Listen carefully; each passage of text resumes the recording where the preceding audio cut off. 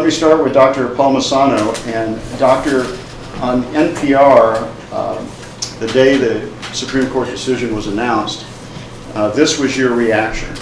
And I'm quoting here. Well, my reaction was one of sadness. It's not going to increase access. It's not going to enhance quality, and it will increase the cost of medical care. It's all yours, sir. Well, thank you very much. And that would be a summary of my presentation, because I believed it when I said it, and I believe it now.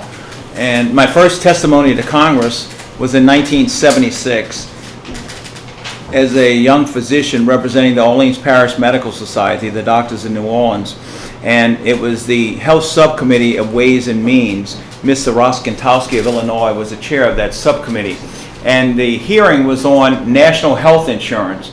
And what I said then is exactly what I'm saying now, and none of this is original with me. It comes from the doctors, from policy analysts, and from each of us practicing medicine, in my case, for over 35 years, and seeing what happens as government intrudes into the patient-physician relationship.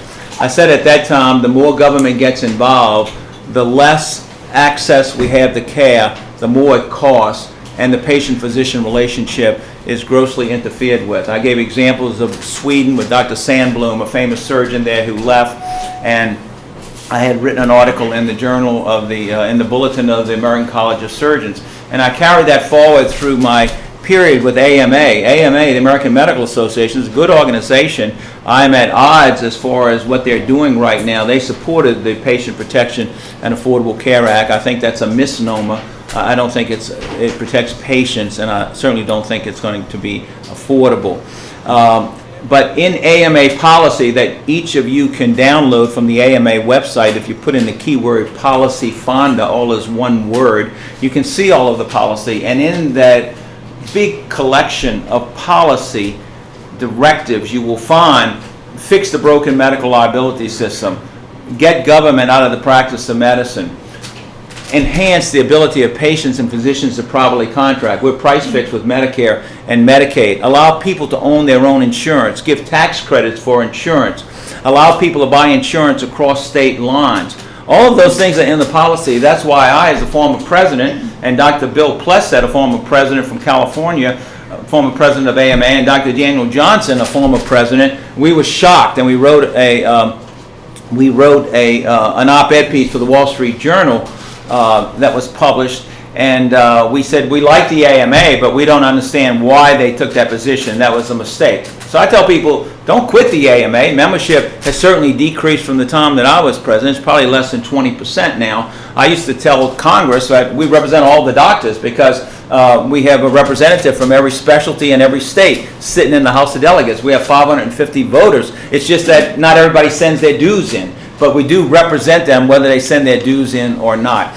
So we're trying to get AMA to turn around their position. And I will say this, at the last two meetings of AMA, they voted to get rid of the Independent Payment Advisory Board, a key component of this particular law. That's the 15 unelected folks. Some people call them bureaucrats. I don't think that's necessarily a bad name. But these people are appointed by the president, and they have the ability to cut Medicare funding if it goes over a certain level. And Congress can't do anything about it unless they get a supermajority vote. And what's also very interesting that most people in America don't understand is that you cannot have an administrative appeal, and there's no legal recourse for that. What they say becomes the law of the land. Now, what does that mean for the patient-physician relationship? Just that one item. The same problem we have now in Medicare, where you have this other jargon, the sustainable growth rate formula, where they decide how much, they say too much money was spent in Medicare, so we cut payment to the doctors. Right now they're going to cut the doctors another 29%. They've already reached that limit, and they kicked it down the road a little bit. You cannot continue to deliver a service if the payment for the service, a price-fixed payment, is less than the cost of delivering the service. If you rent a grocery store and you specialize in wine and steaks, and the government said everybody will have a steak, and you will sell the steaks for $1. Well, if a steak costs you, I'm making these numbers up, of course, but if the steak costs you $1.20, you can't make it up on volume. So what do? You just say, I think we're just going to sell one now until they price fix that. And so that's the main problem. We have all of these government edicts instead of, and I'll end here with this, the solution, which should have been done and what can still be done. Number one, we ought to empower patients. We ought to empower our citizens. And the way you do that is make it easy for them to own their own insurance. Don't use sticks. We're not some country that coerces their citizens.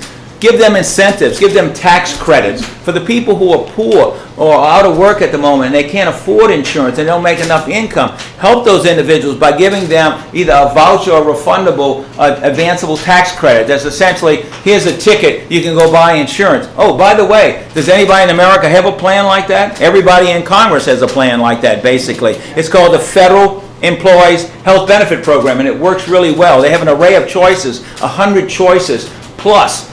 And they don't like the carrier they pick. They say, I don't like you, you did this bad thing for me, and so now what I'm going to do is I'm going to get another person.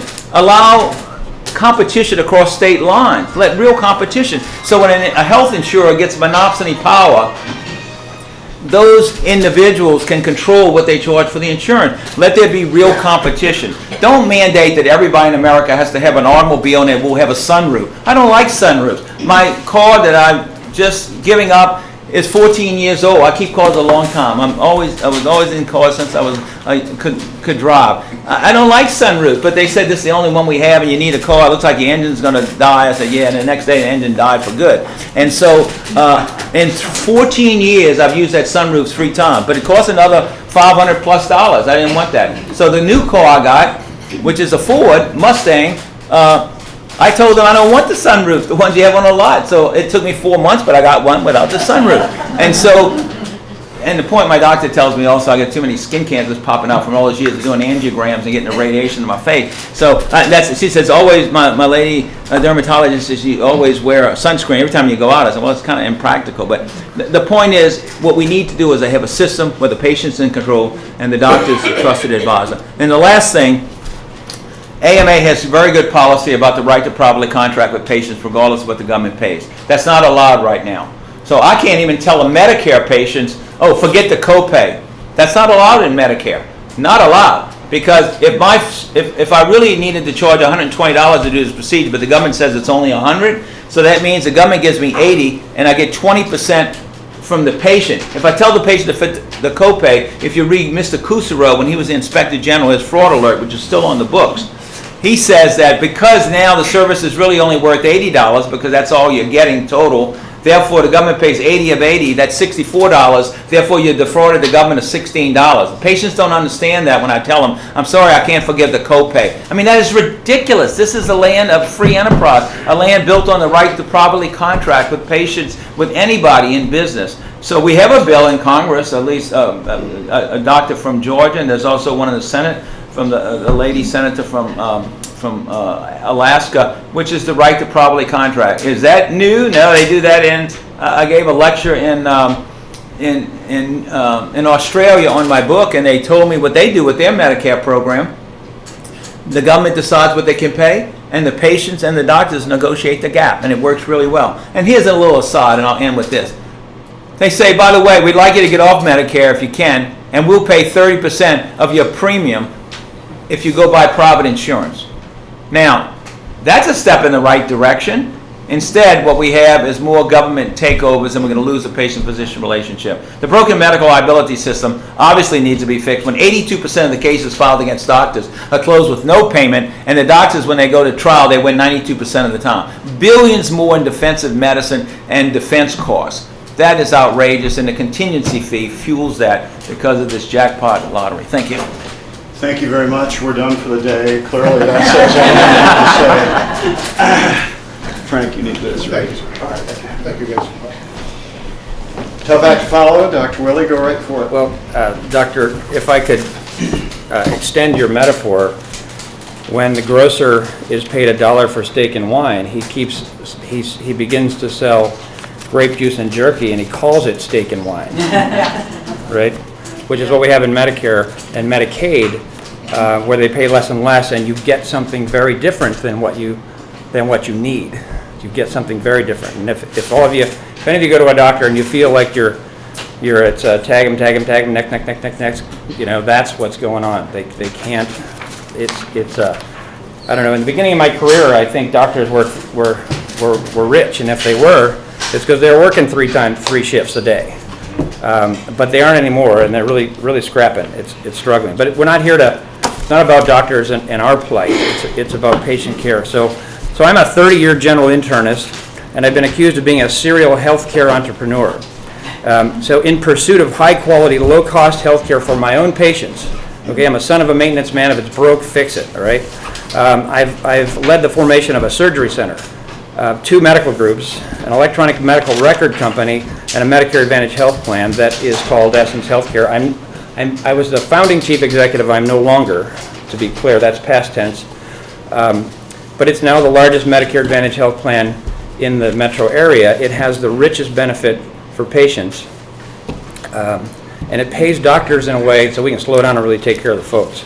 So in the Medicare Advantage plan, in addition to being the doctor in this compensation model, and I'm not here to force it on everybody else, but it's to allow it to thrive, I'm also effectively the insurance company for my population of patients. One of the problems in healthcare is that you're the patient and I'm the doctor, and the decision maker is over there in Minneapolis or Baltimore or some other place, and they don't care from Shinola about your health or my business, right? They don't care. So in this model now, the decision makers are in the room. We're responsible, accountable, and we're powerful in our own decision making, and it's in the room. So we designed the benefit plan to make sure patients could afford the care we recommend, and to give them a short-term monetary interest in becoming and remaining healthy. Okay, really important. So scorecard. This year I got a scorecard from our dear friends at Medicare. 2 species, fee-for-service. I still do fee-for-service Medicare. 160 patients. My quality scores were in the 90th percentile. The illness burden on that population, 11% greater than average. Okay, this is measuring all costs of care. If they go to the vascular surgeon, they go to the cardiologist, all costs of care. The illness burden is 11% greater than average. My cost of care, all-in cost of care in the population, 72% less than average. 11% sicker, 72% less cost, 90% plus quality measures. Any jaws drop? Okay. Holy cow.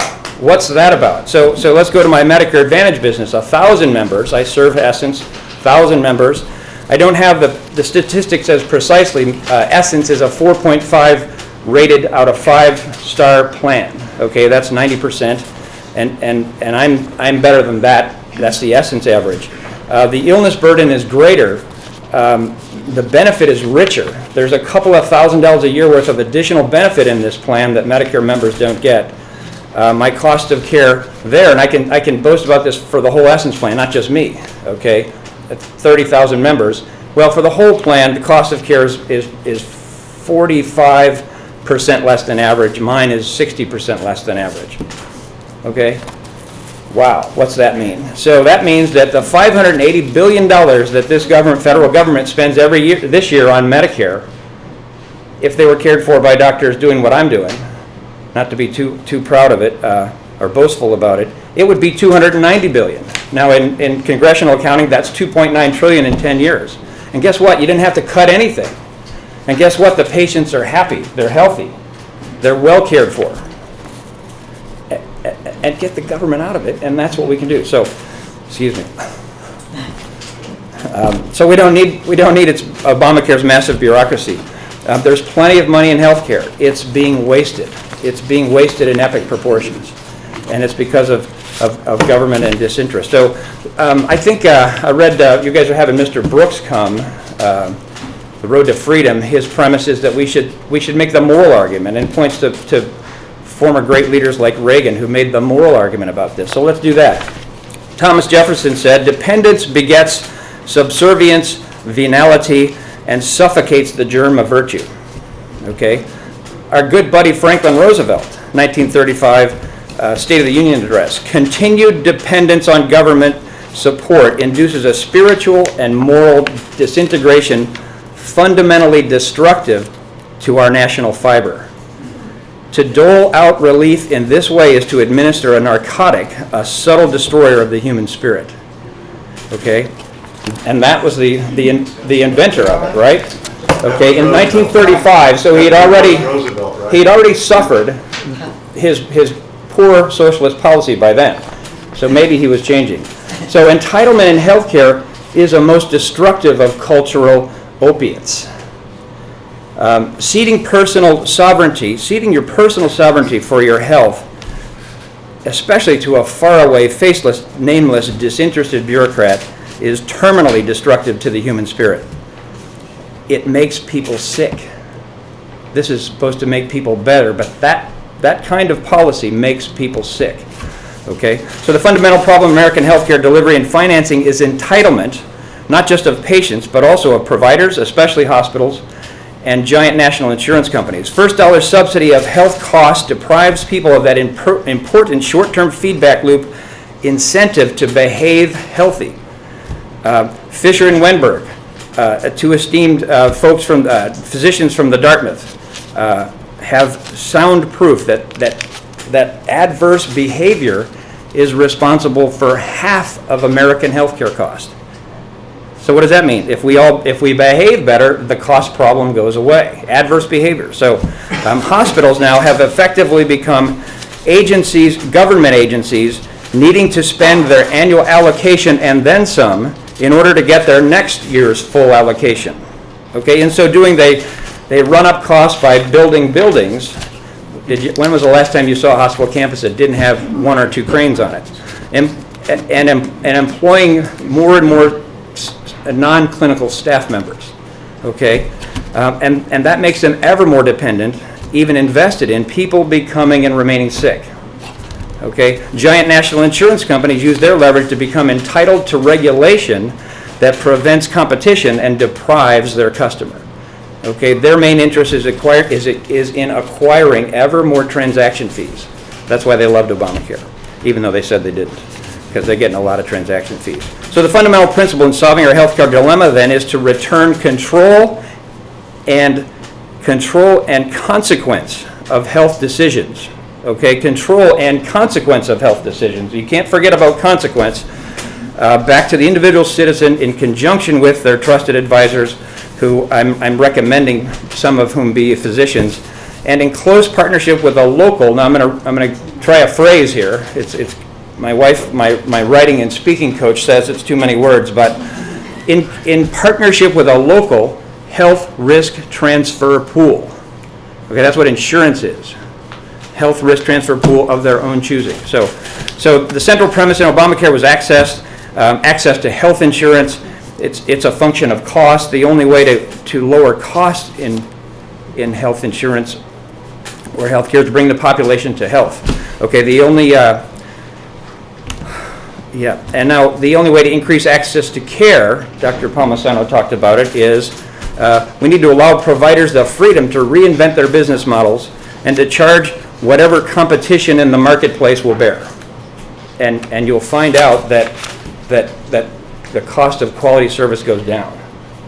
But if there's a really unique, really rare, special case that you got to have, let's pick a heart valve replacement. You know, you're going to pay for that, but we can insure for it. So the Patient Protection Affordable Care Act, it's not affordable and it doesn't protect patients. Dr. Palmisano said that. Indeed, Obamacare does exactly the opposite. It deepens patients' entitlement to behave sick. Okay, it deepens their entitlement to behave sick. All right. Why do they even want to do that? Well, because I bet you can't eat just one potato chip, right? And there's a lot of addicting stuff, etc. So it prohibits insurance incentives. It prohibits me from rewarding my patient, my Medicare patient who quit smoking. It prohibits me from giving them a gift card to the local restaurant. Medicare does now. I can't do that or I'm a criminal. Well, I am a serial criminal because there's laws I'm breaking that I don't even know about, right, in healthcare. But so it prohibits that, and another benefit design would be to reward a person with a lower premium, a lower copay, if they say have diabetes and they're complying with the treatment regimen and bringing it under control. They're costing the health risk transfer pool less if they do that. We should reward them with some of that value they create, but it can't do that now. And Obamacare leaves it out. So all of that, it doesn't fix the fee-for-service payment system, which, and the fees are going to get cut more and more, and it makes the industry ever more dependent upon people being sick. Okay? A quick digression. Guess which industry is the biggest employer in this metro area? Well, all of them. The hospitals. Okay. Well, that's good, isn't it? If they were bringing a whole lot of people from Dubai in here, maybe you could make an economic case for it. But nope, it's not good. It's a drain. And Obamacare's tens of thousands of pages of regulations. The bill was 2,000 or 3,000. Well, it's well over 10,000 now, maybe on its way to 20,000 pages of regulation. So what do we do instead? So we need I recommend we follow principles, success factors like in our Medicare Advantage plan, aligned incentives. I have my incentive, I get paid better if I keep my patients happy, healthy, active, and alive for the long term. Okay? If I deny them care they need this year, it's going to cost me a whole lot more later. Plus, they'll figure it out and fire me and trash plans. So I've got a long-term incentive, and it's aligned with my patients. Risk-adjusted revenue. I've got a plan for that. Long-term contracts. You've talked about contracting between the health risk transfer company and the insured and the provider.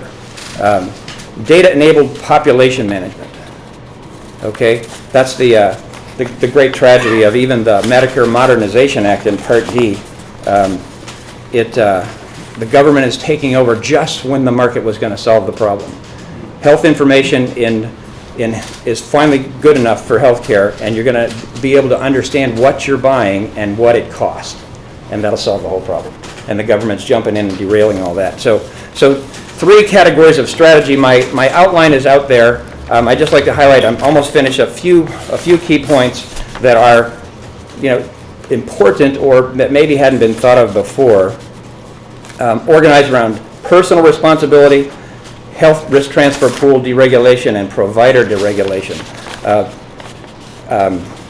So the tax credits have been mentioned. I'm proposing that our former Senator Jim Talent proposed association health plans. Let any gaggle of people who wants to get together and pool their health risk, let them do it.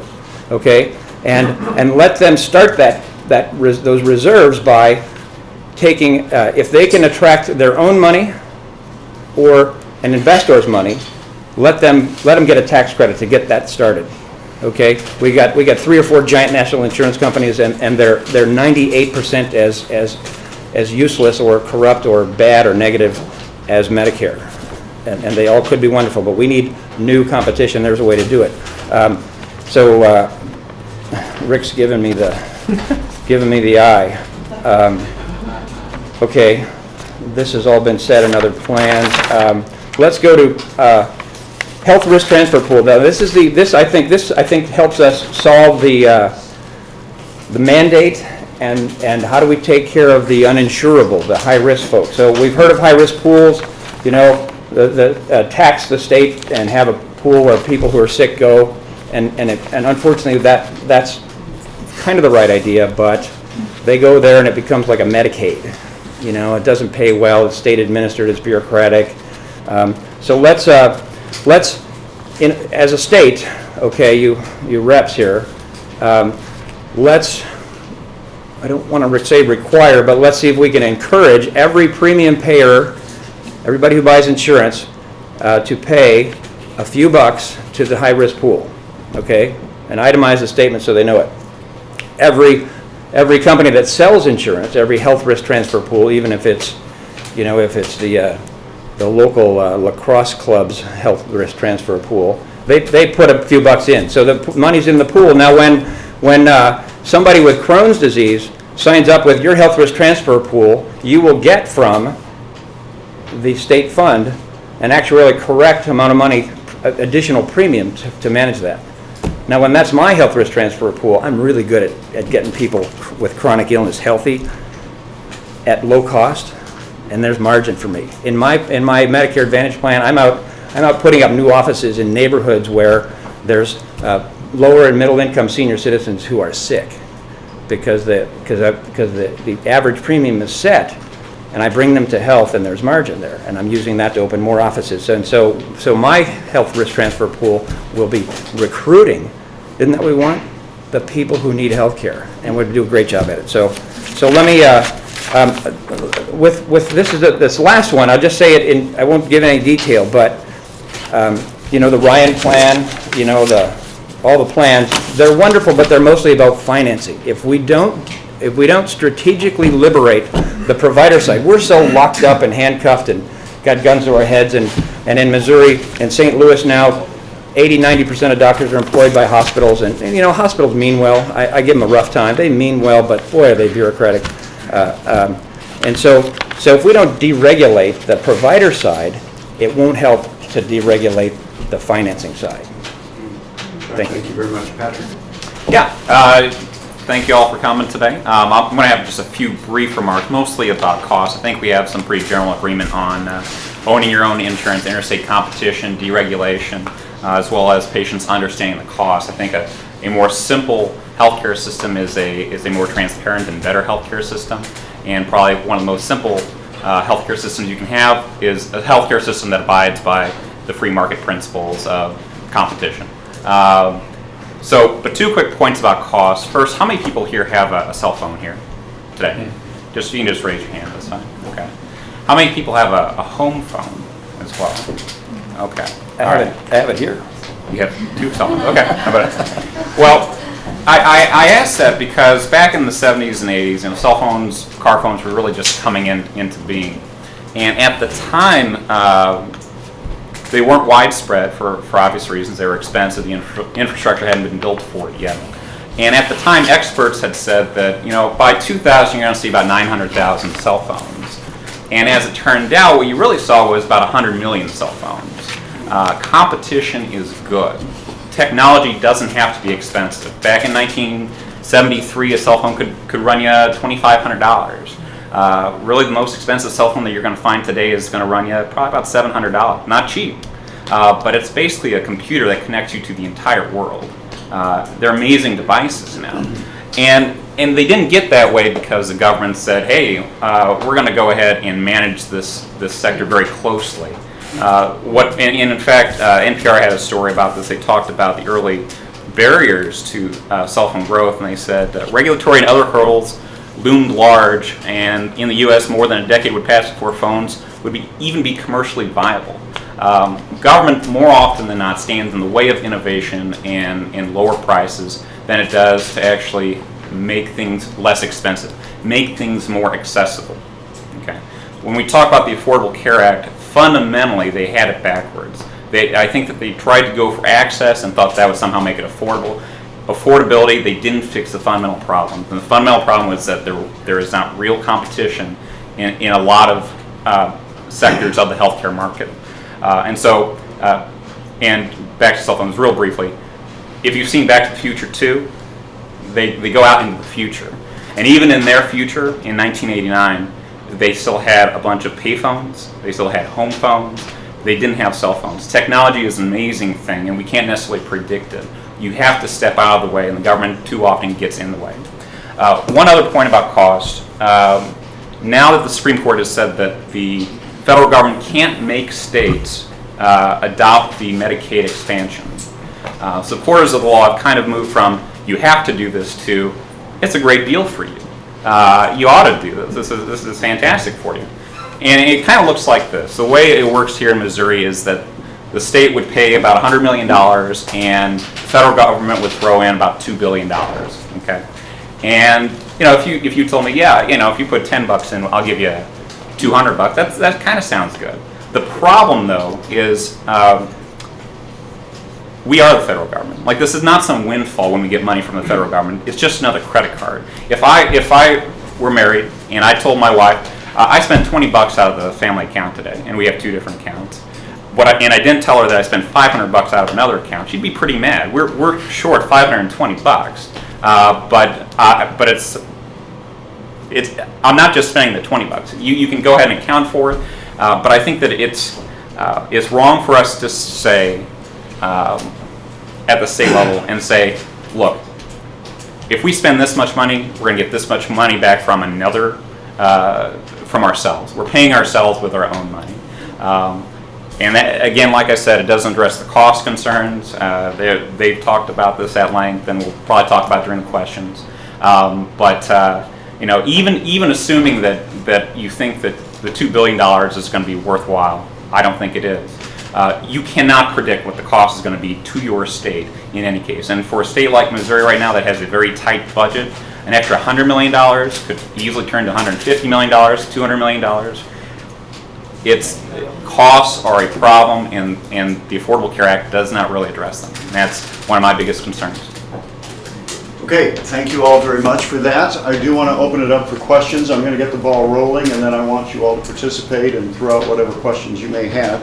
I don't want to make this partisan. We are nonpartisan here. We want to talk about the issue.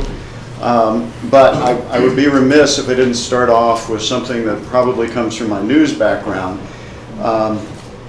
Senator Roy Blunt, for one, there are polls that show that a majority of Americans actually like some of the provisions of the Affordable Care Act.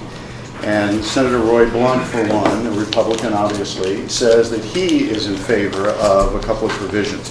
Number one, that children up to 26 can stay on their parents' health care plan.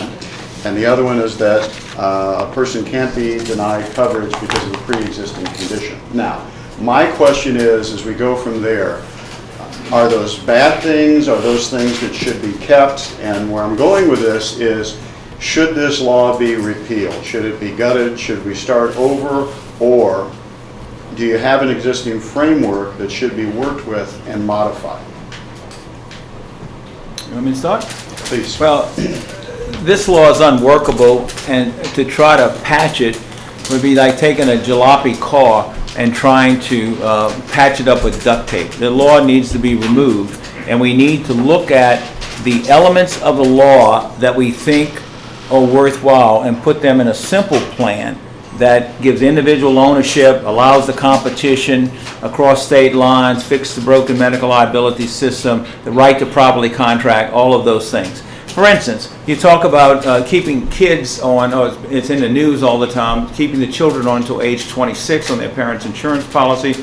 We talk about the pre-existing conditions and so on. I would turn the question back and say, is a sunroof a bad idea? Well, the sunroof is not a bad idea. Some people love sunroofs. Some people love convertibles. So if you want those, you have to be willing to pay for it. And if you're going to put it in a mandated program, then you have to realize that the cost will go up. It's not going to be free. None of this is free. And so you can do that. You could start anew. And if you say, okay, we as a society of Americans, we are going to have these items in, you put it in and you realize it's going to increase the cost. And you hope that because you'll have competition, then people will figure out ways to be more efficient. They won't have as many people, perhaps in a health insurer company. They might, instead of 50 desks, they might only be 30 people looking at it. People will get more efficient. They'll learn how to use the computers better. They'll learn many, many things. But the law is just not going to work. It's just too convoluted. Okay, let me follow up on that real quickly. You're talking about costs, you're talking about affordability, you're also talking about patient care. What is the greatest impact of Obamacare as it stands right now on Americans? Is it patient care or lack thereof? Is it the exploding the deficit even further? Is that the biggest issue you've got with this? Or is it ABC, all the above? Yeah, I agree. It needs to be thrown out. It's so structurally destructive. And go back to the quote I used before from Roosevelt. It's so structurally destructive to the American spirit, and it organizationally makes people sicker. It needs to be thrown out. The 26-year-old, poor Mr. Blunt is a politician, and he's trying to avoid a soundbite, right? Do you know that a 26-year-old healthy male can buy high indemnity coverage for about $65 a month? So that's what this whole, we're going to keep all of Obamacare so we can so an affluent 26-year-old male who maybe doesn't have two of these, but he's got one, all right? It's a non-problem. So the most destructive, the most immediately destructive thing I see about this bill is that it's causing all the doctors to give up and sell their practices to the hospitals. Okay, and that's big bureaucracy. Patient care suffers. The parking lots are bigger, the buildings are morass, you can't find your way. It's bad for healthcare. Okay, I do have some other questions, but I want to throw it to you. Can I follow up Absolutely. on your question? Absolutely. All due respect to Senator Blunt, the bottom line is that no matter what the court says, this is not a power that's been delegated to the federal government in Article 1, Section 8 of our Constitution. Thank you, sir. So my hope is that Senator Blunt would say this needs to be repealed, and if we want to talk about these issues, let's talk about them at the state level in, the laboratories of democracy, as one of our founders said. And what I'd like to hear from you gentlemen is, what can we do? There are a number of legislators in this room. What can we do on behalf of the people of Missouri to set forth the template that every other state in the union can copy, to where we can make our health care affordable and accessible to all Missourians. They did it in Massachusetts. That's one form, okay? What can we do that will serve our constituents well? Is there another state that serves as a good model for us? Is that Good what? question. I think Utah is doing pretty well in some ways. But yeah, so what can we do? What if we survey what works, figure out why it works? And there's a whole bunch of what works going on now. I've just told you about one that I live and have brought forth. Let's survey what works, find out why it works, and let's get in a room and talk about that. Okay, but if we talk about, there's a buzz, repeal and replace. Repeal for sure, but let's not replace it. To pick up on Patrick's technology, if it weren't for Medicare, God love healthcare for senior citizens, but if it weren't for Medicare and Lyndon Johnson, healthcare technology would have evolved like information technology, where every next great idea makes the last one, the previous one, inexpensive, and the one 2 times ago obsolete. And the value, there's more computing power in here than was on the rocket to the moon. And this thing in my pocket, it's unbelievable what this ought to cost, but it's very inexpensive. So that's what would help them. Let's get the heck out of the way of the great, in healthcare. I'm just a knucklehead son of a maintenance man. I had to con my way into medical school, but there's really some intelligence and energy and work ethic, and if you get out of their way, they'll solve this problem, right? And especially in the information age, that's a bright light now that will show you what you're buying and what it costs, and they'll compete on it. Yes, sir. To expand on this gentleman's point, years ago, decisions were made. I would go to you and I'm sick, and you say, here's what's wrong. We have insurance, and it was the 3-party, less government involvement. What issues, what problems caused the federal government to decide we're going to intervene and have the legislation and take control of healthcare? Well, if you I want, know it's complex. I would say what I said a minute ago. It started with compassion for those who couldn't pay for something they really needed. But it snowballed. That brought government in Medicare.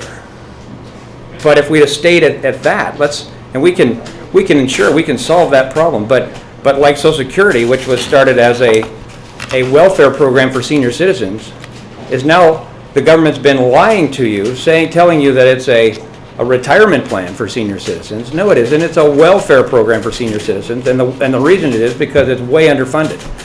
You get more money, and you're living in retirement for 30 years. So that's what started it, and then it becomes power.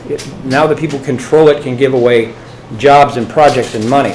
I guess my point is, if we do get this straightened out, and we get back on the even keel, we don't make the same mistakes and repeat this whole thing again. Well, that's why there has to be discussion driving here. It was the make sure I get this right now. This beautiful building, the art building. Tell me the name of it. Help me. this art museum? Art Museum. Here in town. It's art museum. Yeah, read the inscription right on the front about having discussion and not demonizing people who have alternative views. In other words, we need to have that. It's right there. I took a picture of it. I'll use that in my next book. I have 100 images in my new book. Whenever I say a good quote, like in the New York City Library, where I did a lot of work, I took a picture of that. It ended up in my book. I have 100 images. And so what we need to do is to have a discussion about all of this. We don't need the government telling us what to do. Let me just give you one aside. I testified in Congress on this particular point one time for AMA, and I always try to give a clinical example without avoiding the privacy of my patients. But for a while there was what's called pre-admission certification, and it was in Medicare, and they have it in some managed care companies.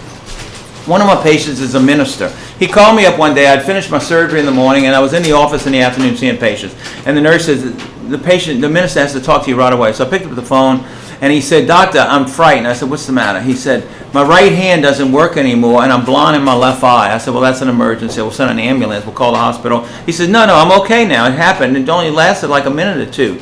And I said, "Okay, fine. We need to come here right now." He said, "My wife will drive me." So he got there. I'm talking to him. He looks completely normal just looking at him.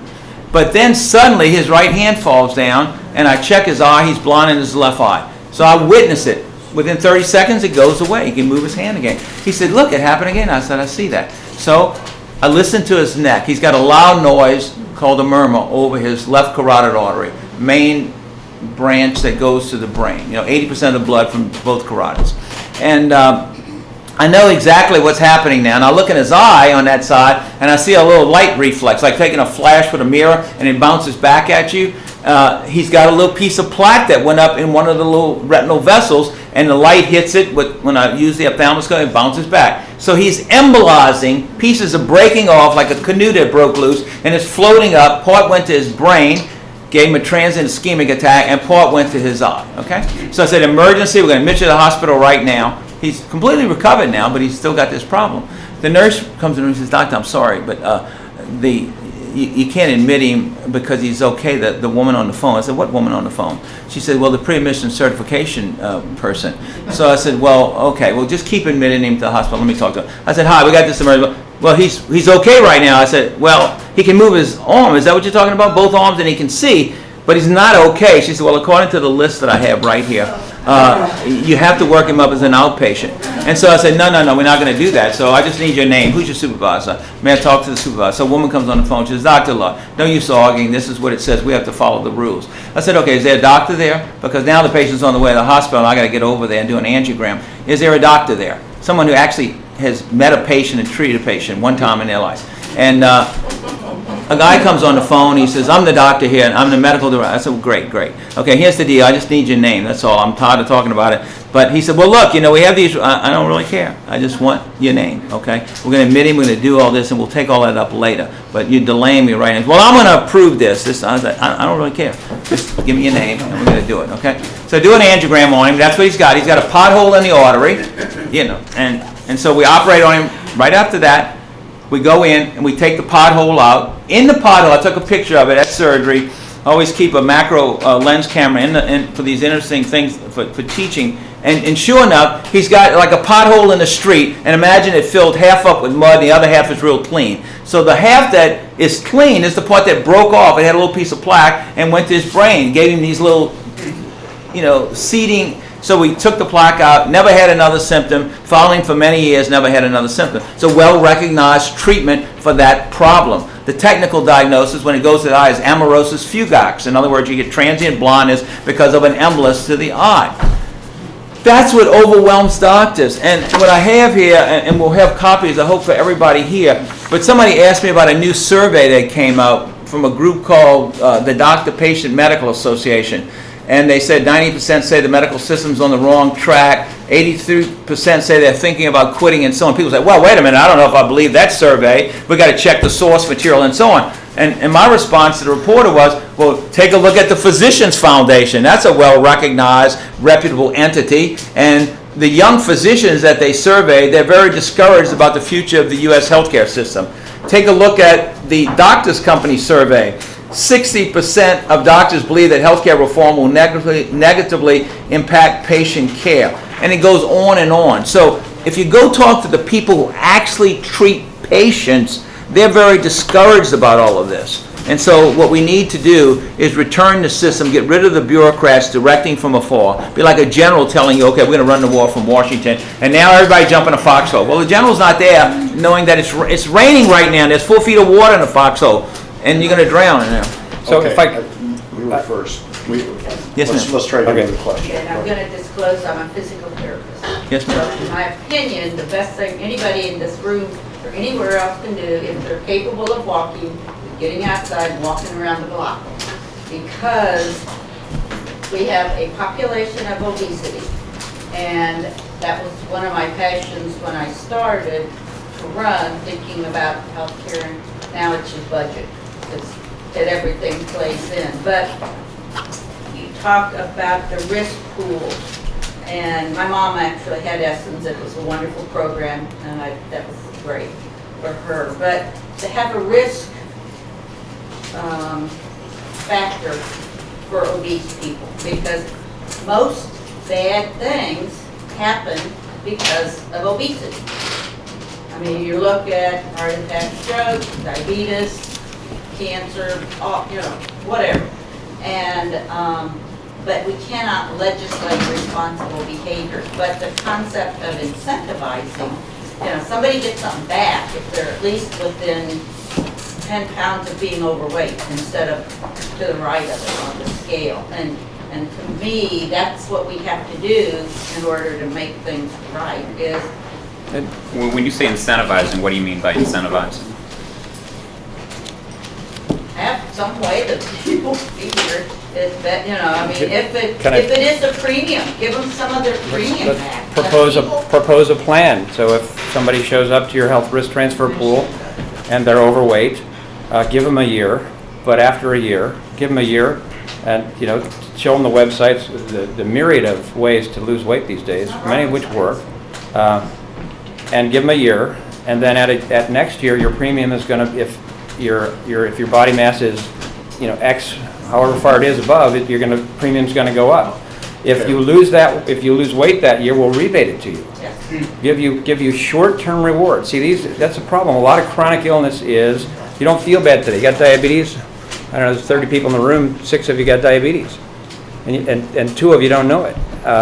But it makes a whole lot of difference how you behave. You don't feel bad today. So I'm going to give you. I can do a blood test called a hemoglobin A1C. We'll tell you exactly where your diabetes is, and if you get your A1C under goal, it's well proven to prevent blindness, heart attack, strokes. Put the good vascular surgeon out of business here if we really get good at it, right? He'd be delighted.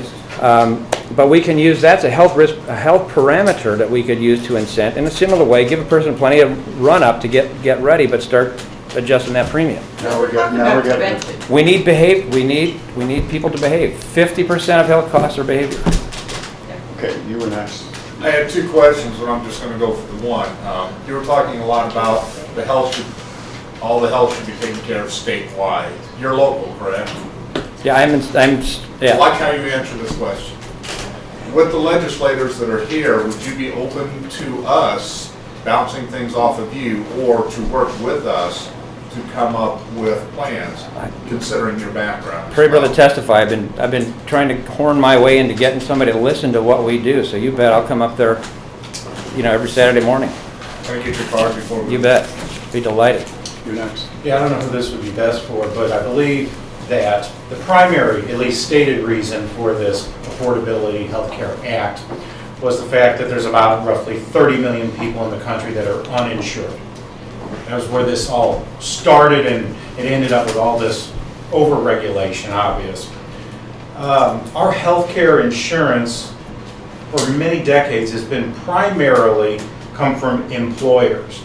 Can you kind of share what your thoughts are, what that effect has been over the decades with all of our insurance mainly coming from employers, and is there a different direction we should go or a solution? Well, it's a bad system. It came about because of the Second World War, when wage and price controls were instituted by President Roosevelt. And so companies, in order to attract the talent that they wanted and keep the talent, what they did was they gave them these benefits. And one of the benefits was the healthcare system. So then, the individual was now out of the marketplace and negotiating with a health insurer, and you had a benefits manager negotiating. So the benefit manager is going to make the decision based on cost. And maybe there's quality or not, maybe there's coverage or not, they'll find out after the fact. Whereas if you had everybody involved making those independent decisions and having individual responsibility, Such as automobile insurance. right, then there would be not the same problem that we have today, and they would demand. In other words, when they just say, "Oh, I got my health insurance here," well, if you get a premium and you're a purchaser, you want to know, why did my rates go up? Why are you removing this from it? Why are you adding that to it, and so on? You have to have choice. So it's a bad system. We need to transition back to individually owned. I can remember as a kid, where the doctor, the third-party intervention has really messed up the system. The government and then these insurers, where they control everything. What you need is the insurer pays the patient, and then the patient and the doctor negotiate what the fee is. So how do we transition? Well, you just got to education. I go back to your art museum. I go back to that sign. We have to have good communication, and then don't demonize people who want to present an alternative view to what the new law might be. As happens, unfortunately. In other words, if you speak out, sometimes you'll see your name trashed about on the internet in many of these blogs. Can I follow up on this? You mentioned the uninsured. What do we do with the uninsured? Ron Pollock, who I believe is a friend of yours and has appeared on NPR and other programs with you, and is, I got to get his title right, the Executive Director of Families USA. He says that it costs all of us right now $1,000 a year to pay for the uninsured. So, we scrap Obama, we start over again. What happens to the uninsured? Who pays for them? Is that going to change? Well, I laid that out earlier. That Well, then I'm sorry I missed it. Yeah, well, what happens? I think that's the crux. Yeah, That's what happens to the uninsured a lot of the is you help the uninsured, and you make them independent individuals who have choices. You make sure they have all the information to make those choices. But what Ron didn't say, and we only had a few minutes each in that program, we had the moderator who was good, and we had I thought everybody's comments were appropriate. But what happens, you give them an insurance card. And what happens to the 20 or 30 million people that, quote, didn't get the coverage? Where are they? Why did everybody stop talking about them?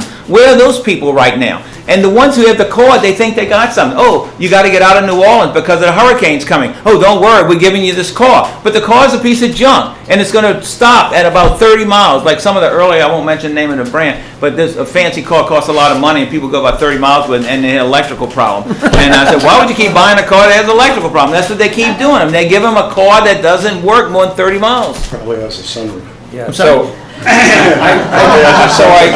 It's an important issue. What happens to the uninsured? A whole bunch of them are voluntarily uninsured.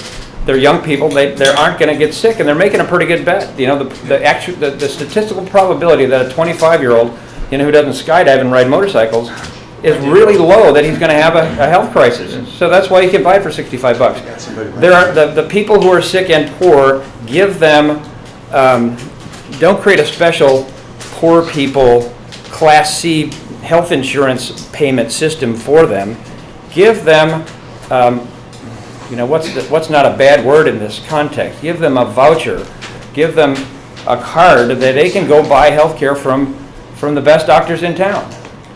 Okay, we've got a question back here. Yes. I'm not in the medical field at all, actually in real estate, but this whole medical issue is kind of close to my heart because I have a daughter that has medical conditions and they're never going to stop.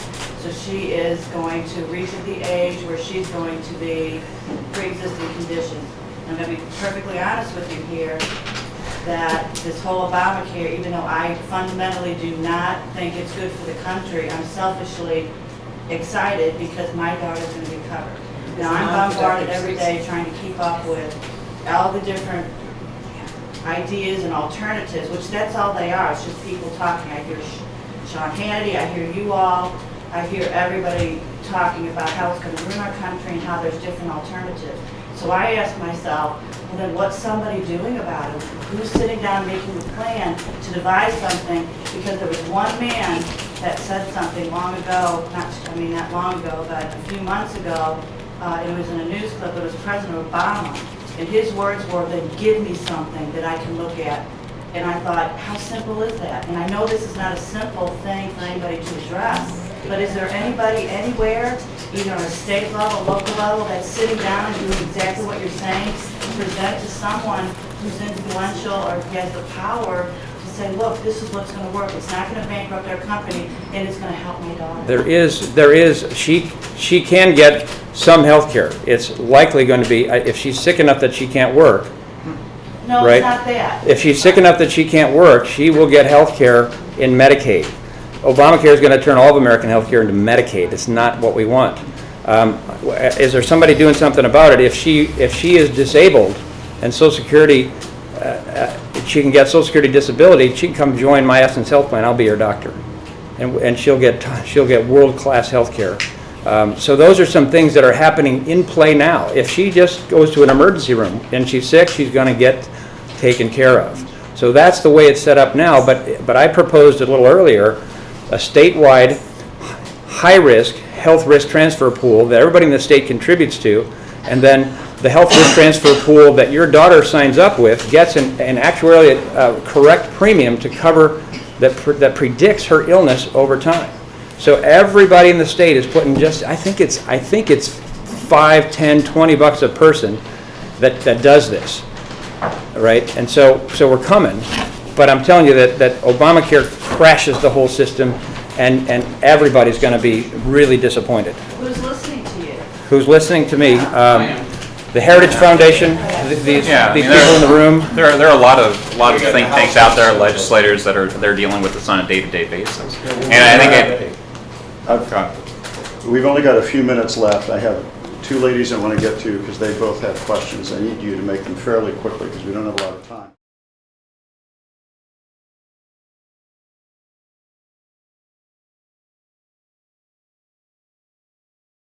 I can speak to the technical aspects of it. Is you're right about that, and I think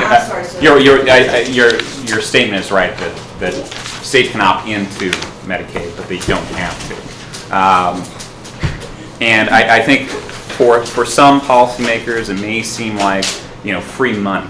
That if you put in X number of dollars, that you get these other dollars from the federal government. Isn't this great? But it's still our money.